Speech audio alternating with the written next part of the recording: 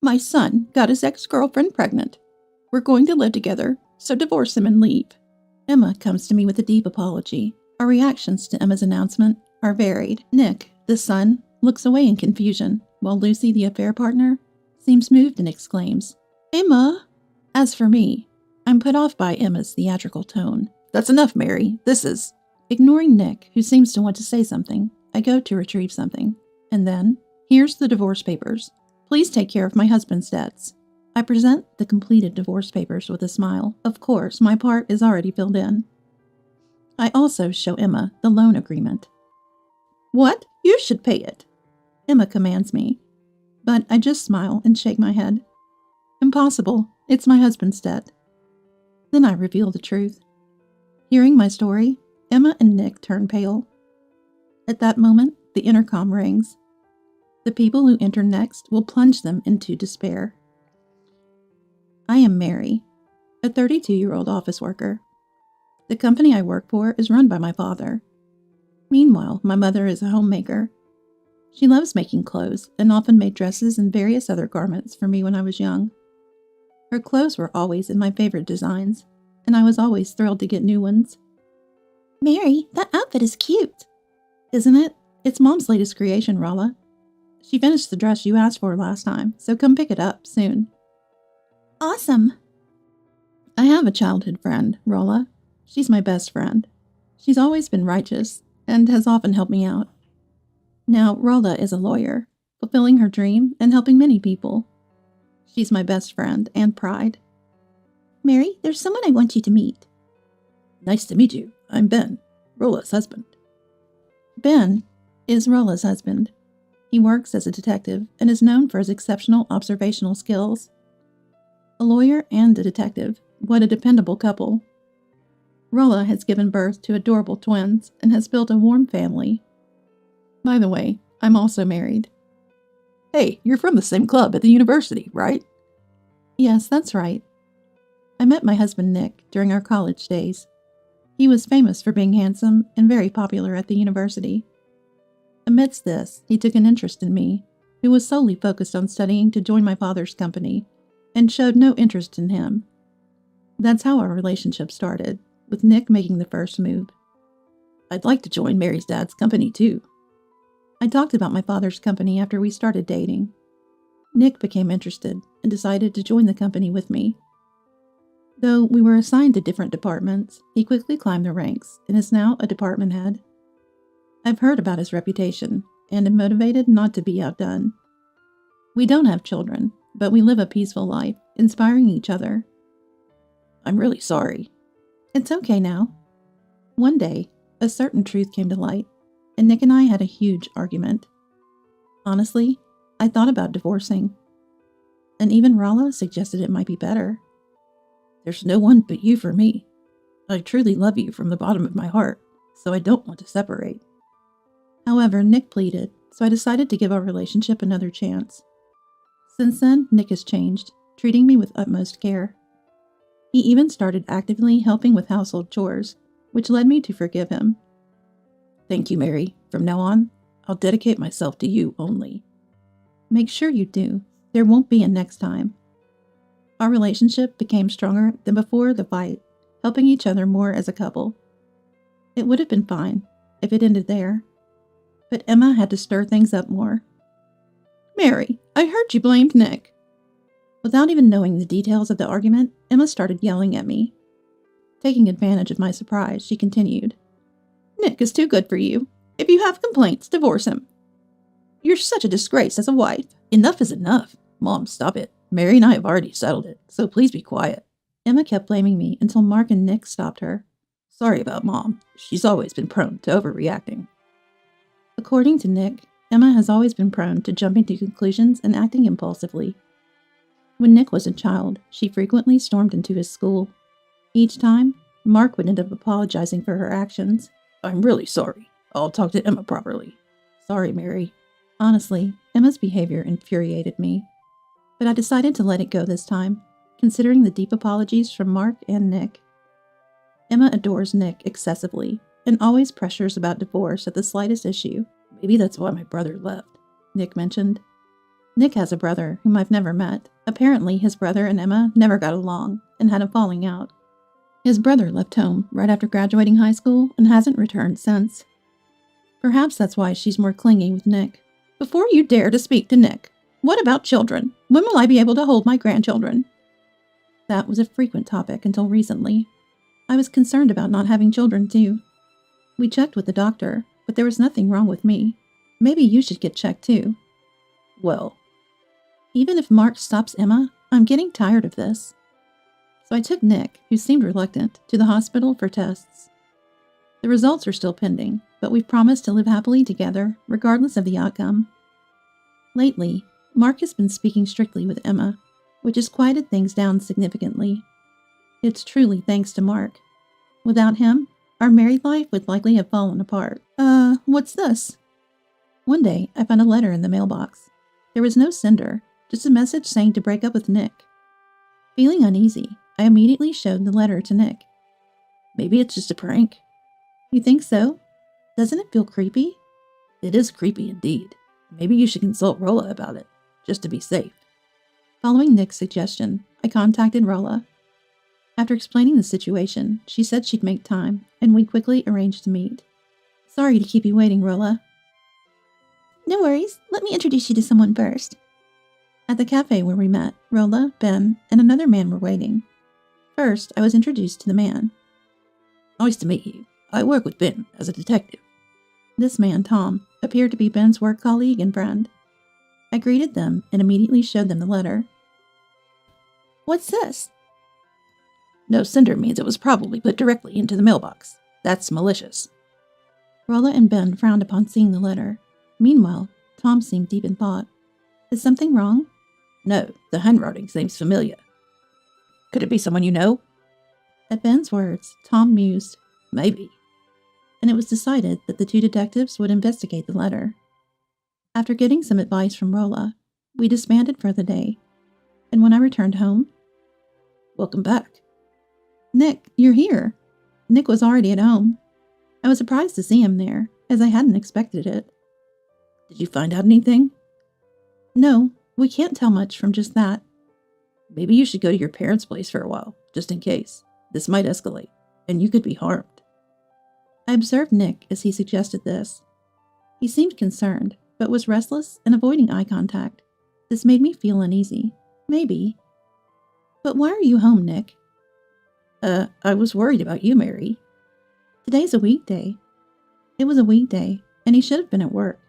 I had arranged for paid leave in advance with my father, so it was odd for Nick to be at home. I was worried and couldn't concentrate on work. But you said it was just a prank, didn't you? Nick avoided my gaze at my question. Nick's behavior reminded me of the previous big fight. Back then, he also avoided my gaze when I pressed him for answers. I'll wait a bit longer before returning to my parents' house.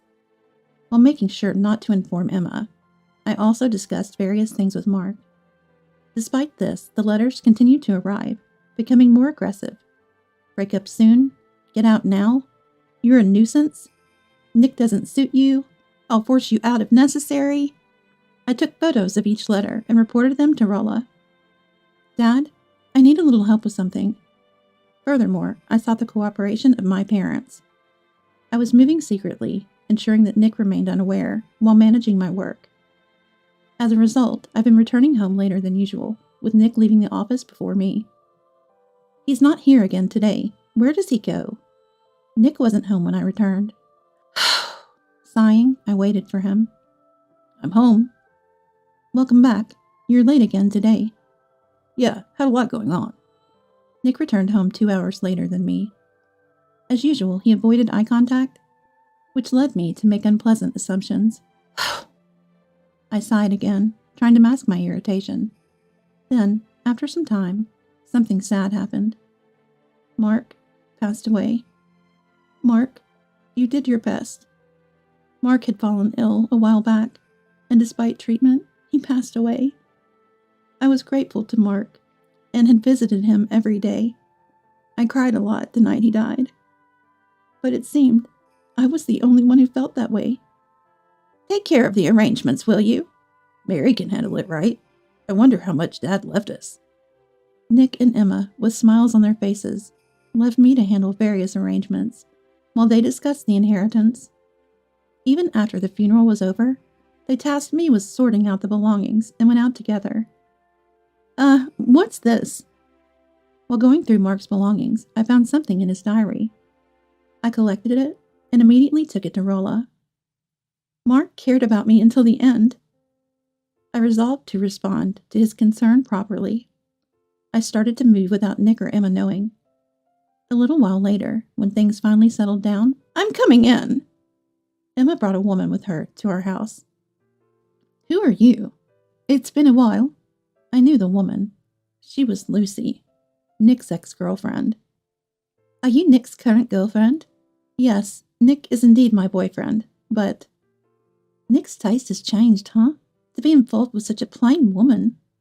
She was the woman who took a mysterious superiority over me when I started dating Nick in college. "Hey, Lucy, you and I are no longer involved, so stay out of it." At that time, Nick and I were separated, and he rejected Lucy. Since then, there had been no contact from her. So this was the first time we met since college. Why are you two here?" It seemed Nick wasn't informed of their coming. He was surprised by the appearance of the two. For the moment, he let them into the house to hear them out. "Actually, I'm currently dating Nick." "What? What are you talking about?" That's when Lucy revealed her affair with Nick. Lucy apparently works at a company that does business with ours.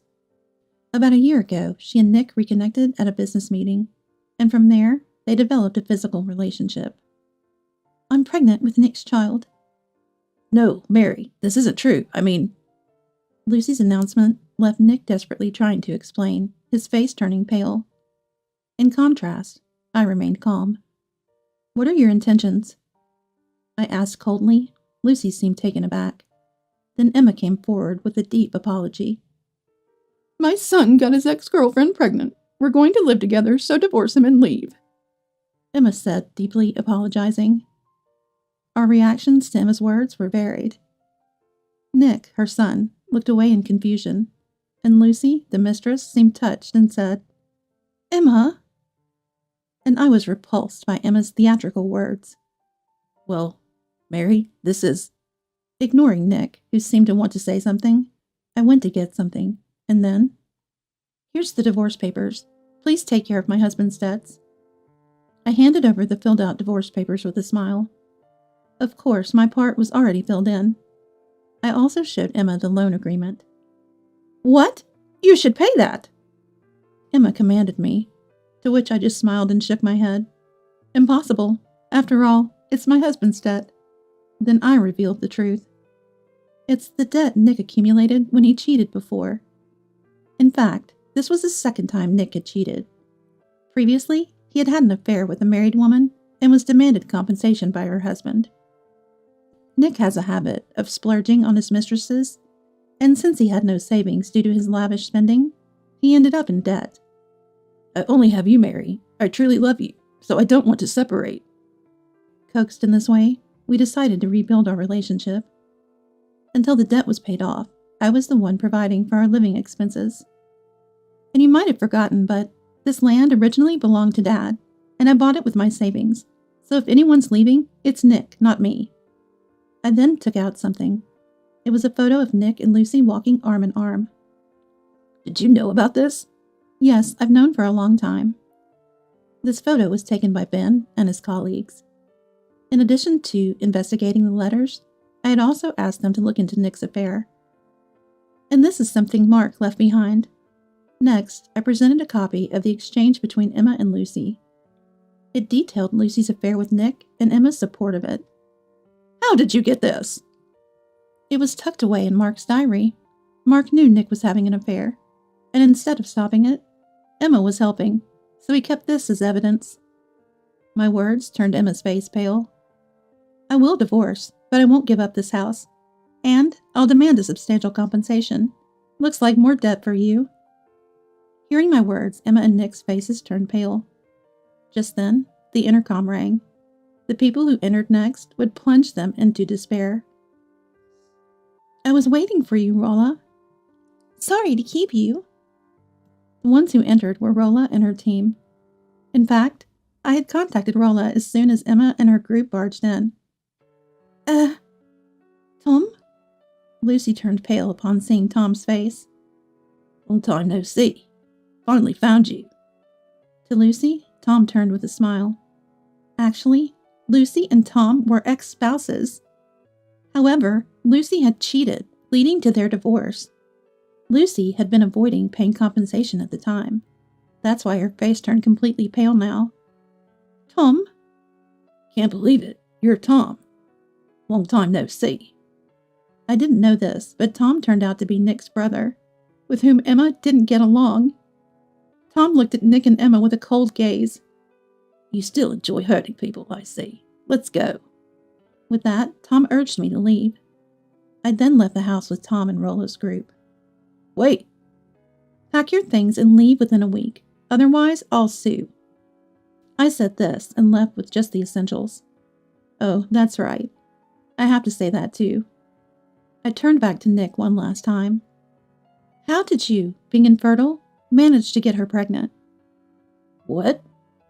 Leaving them dumbfounded by my statement, I headed to my parents' house with everyone. That was tough. Good work. Take it easy and rest. My parents warmly welcomed me, having been informed beforehand. We then discussed what to do next. But who would have thought Nick was infertile? That's why we never had kids, despite being intimate. Yes, Nick was actually infertile. I found out through a medical examination, but I hadn't had the chance to tell Nick due to the letter incident and Mark's funeral. So the child in Lucy's womb isn't Nick's. And I've been divorced for over a year, so it's not mine either. In a way, they're a well-matched couple. A couple both involved in affairs. I checked my phone, which had notifications turned off. There were dozens of missed calls from Nick and Emma. Messages too, asking me to come back, wanting to talk. Did they contact you? Show me. Here. I handed my phone with a stern face to my father. Just then, a call from Nick came through. Father pressed the talk button. Mary, explain everything. What's going on? Thinking I had answered, Nick started talking nonstop. Everyone frowned at his words. What do you mean I'm infertile? That seemed to be his main concern. Nick continued. Let me stay in this house. You're all I have. Without waiting for my response. His words, clearly audible, even without the speaker, left me more dismayed than angry. You seem to underestimate my daughter quite a bit. My father spoke up. Nick's voice stopped. I've heard everything. Remember your place in the company. No, please, not a dismissal. Wait, that's not what you tell me. Lucy's voice cut in. Apparently, Nick had told her he was the next company president. So I chose Nick as the father. Without that, it's meaningless. So the child isn't mine? You're infertile, right? Then it's not. Who knows who the father is? Nick's flame toward her was audible, and they seemed to be arguing even over the phone. Please, do something about this. Then Emma's voice came through. My mother took the phone from my father. Hello, it's been a while. That voice, Mrs. Emma sounded surprised upon hearing my mother's voice. Recently, my mother had started a sewing class, and Emma was her student. Please don't call me teacher anymore. I don't want someone like you as my student. What? Emma seemed to genuinely respect my mother. She screamed, and my mother silently hung up the phone and handed it back to me. Well, we should head back now. Right, Mary, leave everything to us. We'll make sure you get a good settlement and handle the divorce. With those reassuring words, Rolla and Ben left. I thought Tom was leaving too, but he stopped and looked at me. Mary, please read this letter. With that, Tom handed me a letter and followed Rolla's group. I watched them leave, and then read the letter. Ever since I first saw you. It contained his feelings for me, and I was taken aback by the beautiful content. My goodness! Not bad at all. My mother peeked over my shoulder at the letter and laughed, and my father smiled wryly at our exchange. A week later, I returned to the house with Tom. Mary, you came back. Stop joking. I just came to get my personal belongings. Nick tried to cling to me, but I rejected him. It seemed only Nick and Emma were still squatting in the house. I glared at Nick. Did Rolla tell you? Hurry up and leave this house. Thanks to Rolla's help, our divorce had been finalized recently. Furthermore, she had asked them to move out immediately, and the house was to be put up for sale in a month. What about that? Can't you reconsider? Don't come near her. As Nick approached me, Tom pulled me close and shielded me. Nick's face contorted as Tom embraced my shoulder. You cheated, after all you accused me of? Unfortunately, we're not dating yet.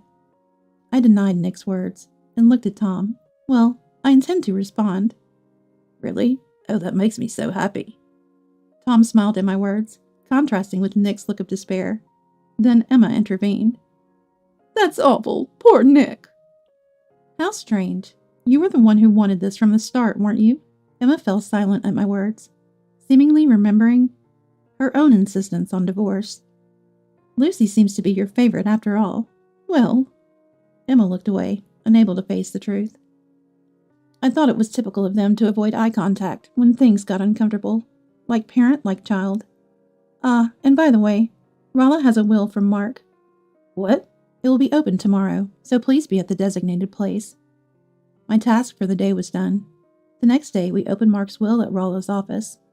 What was written in the will was, What? The inheritance goes to Tom and Mary? The will left everything to Tom and me. Nick's share had been converted into a lifetime gift in the form of debt repayment.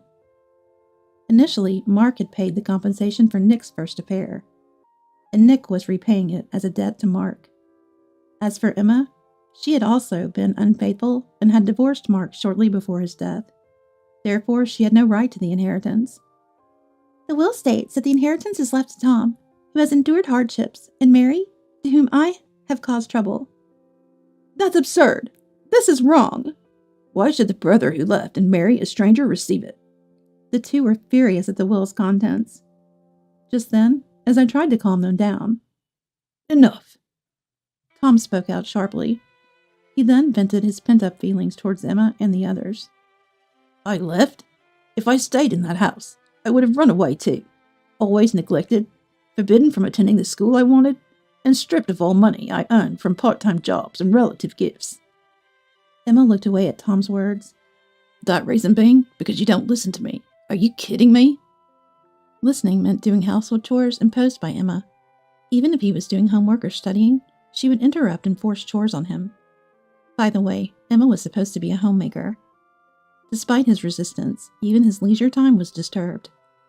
But with Nick, studying and playing were always free, because Nick was the child of a mistress.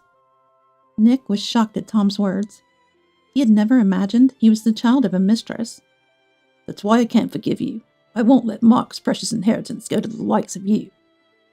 As Tom declares this, Emma's shoulders slumped. Nick stood there stunned. Parent and child both unfaithful, and the mistress also cheating with another man? Such a like-minded family. My words were met with no rebuttal. Later, Nick and Emma apparently moved to an old apartment. Nick, of course, was fired from his company. He was climbing the corporate ladder. I'm the son of the company president. I'll be the next president. Listen to me. He had been boasting around and taking credit for others' works. Nick, a habitual womanizer, had been approaching various women in the company. He was fired after a colleague from his department complained and was caught cheating with Lucy during work hours. On the day I first consulted Rolla and the others, Nick had taken leave to meet Lucy and knew about the letter before I did. The sender of that letter was Lucy. Lucy's handwriting is distinctive. That's how I knew. Lucy dug her own grave, trying to break us up. And Nick was returning home late because he was seeing her. As a result, he was fired and now leads a poor life due to the debt incurred from paying me compensation. And yet, that mother doesn't work, just plays around? Despite the situation, Emma was not working, but visiting her lover. Ultimately, Nick kicked her out. Ben had researched all this. Tom had apparently investigated Lucy. She had gone back to her parents. I knew her parents, so I explained everything. Tom explained everything, which led Lucy's parents to take away the child and expel her. They promised Tom they would raise the child themselves and make Lucy take responsibility.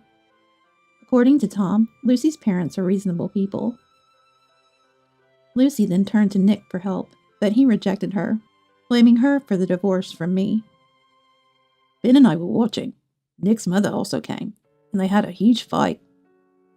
Emma, turned away by her lover, also tried to rely on Nick, leading to a mutual blame game and a fight. The residents called the police, and both were taken away. Nick became a pariah due to the commotion. As a result, they left the apartment and moved to the countryside. I received a letter detailing these events and an apology. Too late now. I tore up the letter. I don't have time to spare for Nick anymore. Starting today, it's going to be busy again. Don't overdo it. I'm starting in a new department from today. Actually, the next president was supposed to be me, not Nick. I'm currently experiencing various departments for an overall grasp of the company. Therefore, I don't hold a position yet. I'm scheduled to take up a post after this phase. Recently, the client was pleased with our work. That made me happy too. Tom's work seems to be going well.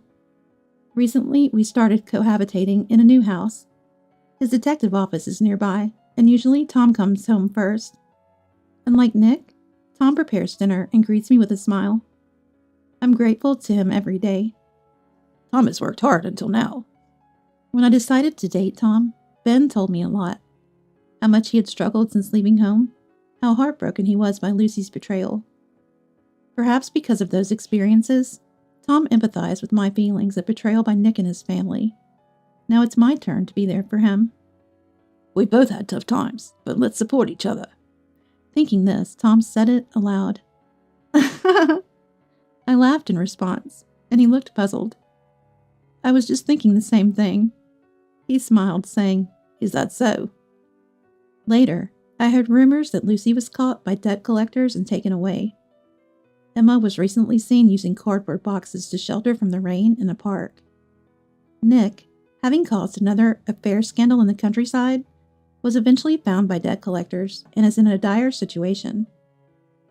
It's their responsibility. I never want to get involved again. I muttered and prepared to leave. Today, I have a date with Tom. We are living a happy life, the complete opposite of them. Perhaps I should be thankful for being brought together with Tom.